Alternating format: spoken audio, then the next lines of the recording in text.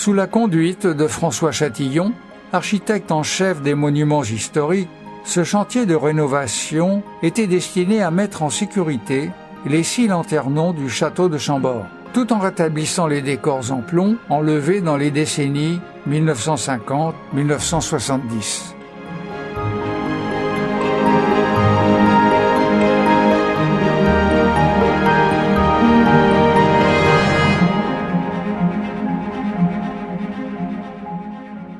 Une croix sur la tour de la chapelle. La lettre D correspond à la tour Dieudonné, dernier héritier des rois de France.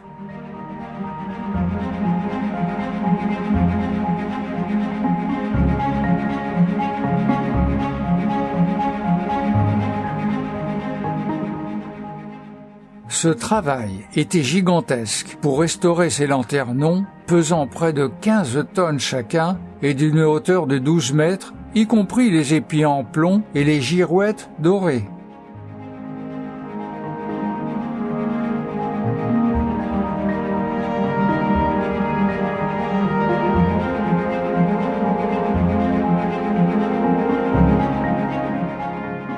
La lettre F est un hommage à François Ier.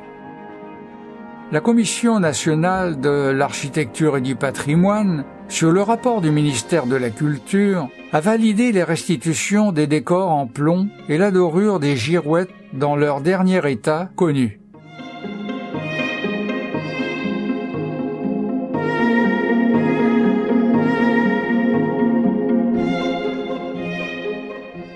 La lettre R correspond à la tour Robert de Parme, neveu et héritier du comte de Chambord, fils de sa sœur Louise, duchesse de Parme. L'atelier Perrault était chargé de l'ornementation des lanternons, situés au sommet des 6 tours. L'atelier Mariotti, entreprise du patrimoine vivant, était chargé de la dorure des girouettes. L'atelier Tollis, référence dans la restauration d'art, était chargé de la polychromie des dômes en plomb. Le domaine de Chambord est avant tout le domaine des grands animaux. La lettre H correspond à la tour Henri V, nom qu'aurait porté le comte de Chambord s'il avait régné sur la France.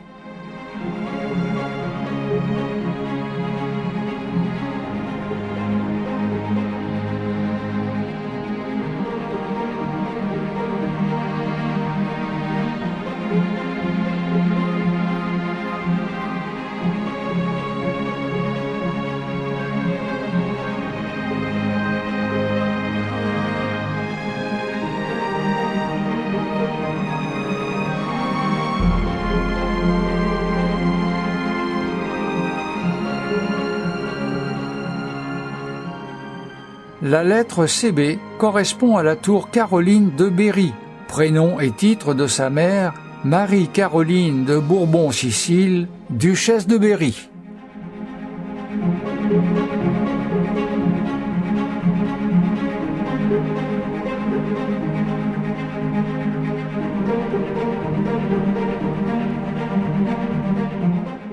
Les lanternons sont surmontés de girouettes ornées de lettres, donnant un nom aux tours, propriété d'Henri comte de Chambord, puis de ses neveux les princes de Bourbon-Parme.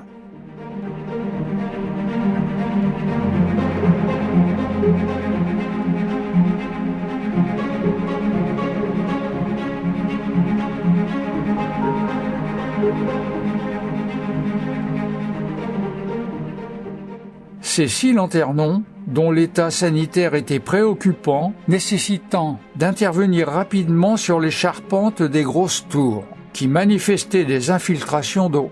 Parmi les autres restaurations récentes, ou à venir, du château de Chambord, il y a la réfection des douves et la rénovation de l'escalier François Ier, ce qui prouve le dynamisme de ce célèbre château de la Loire qui se confirme par les réalisations que nous venons de voir.